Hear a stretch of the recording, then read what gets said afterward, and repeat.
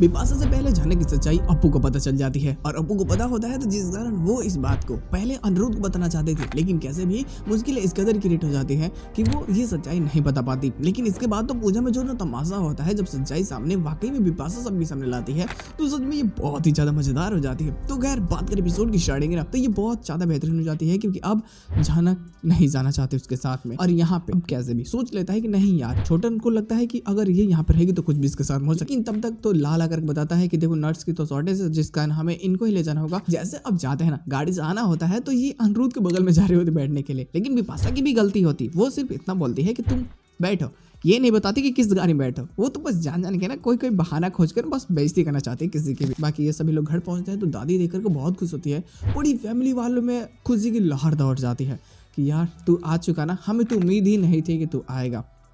सच में बहुत खुश।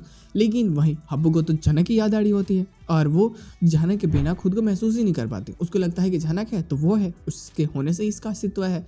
बहुत दुखी होती है, बोलती है कि झनक नहीं आई, तू आ गया। झनक आपको बोलता है कि कोई झनक के बारे में बात नहीं करेगा।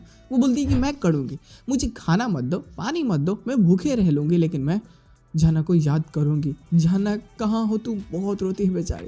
ये भी खड़े करके सोच रही होती है कि क्या करे, अपनी सच्चाई बता दे या ना बताए। अब अंदर आने वाला होता है अनिरुद्ध, तो बोलते हैं कि सर थोड़ा संभाल के। अब जैसे इस बात को सुनती है ना, अप्पू तो समझ जाते हैं अरे ये तो झनक है, ये उसकी आवाज। ये अंदर आते हैं तो इसके कमरे को बोल दिया जाता है, तुम्हारा कमरा ऊपर से लेफ्ट है, वहां जाकर के तुम सर्वेंट रूम में रह सकती हो।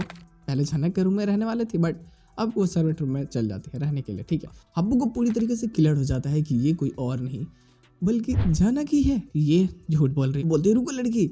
अब जाते उसके पास में तो घर वाले पूछते हैं कि अरे तुम्हारा नाम क्या है, तुम अभी तक मास्क ला के क्यों हो? तो छोटन हर बात के लिए ना पहले से जवाब लिख के लाया होता है, नाम राधा है। इसके साथ एपिसोड की एंडिंग की जाती है। आज का एपिसोड एक लॉलीपॉप वाला एपिसोड होता है। मतलब ऐसा ना कि अगर तुमने कल का एपिसोड देखा है मेरा वाला, तो उसमें तो ऑलरेडी कई सारी चीज़ों मैंने बात कर रखे थे एक्स्ट्रा करके। वो सामने सब सच्चाई हो जाती है, पुलिस वाले, ये सब चीज़ों के बारे में। ठीक है, जब यहाँ पे सभी लोग होते हैं और पूजा हो रहा होता है, तो किसी कारण वो सब बोला जाता है कि तुम अपने मास्क क्यों उतारो।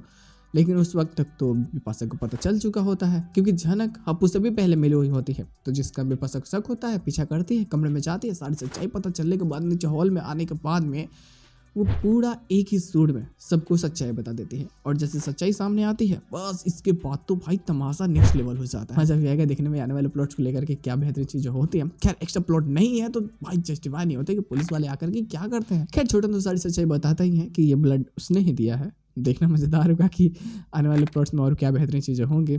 मैं तो बस बहुत ज्यादा एक्साइटेड हूँ यार कि जल्दी से बस एक्स्ट्रा प्लॉट देखने को मिल जाए। जब भी आ जाएंगी बात पक्का करेंगे लोग।